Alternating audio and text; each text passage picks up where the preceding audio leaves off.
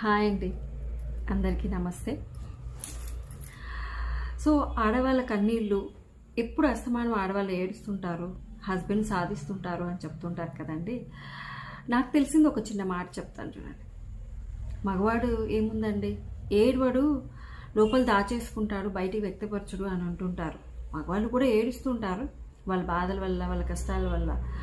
So కానీ వాళ్ళకి చెప్పుకోవడానికి ఆప్షన్స్ ఉంటాయండి.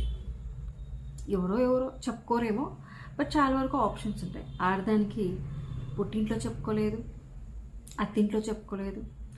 అర్థం చేసుకున్న భర్త అయితే ఉంటే అర్థం చేసుకున్న భర్తకి చెప్పుకోగలరు. సో ఇవేమీ కానప్పుడు ఎవరికి చెప్పుకుంటుందో తెలుసా?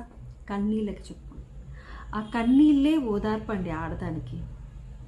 అందుకే ఆడది ఏడుస్తుంది.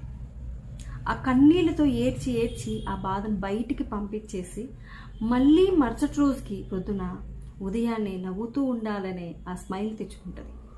సో ఏడ్చే ఆడదాన్ని ఎప్పుడు ఇంకా బాధ పెట్టకండి. ఓకేనా? Thank you.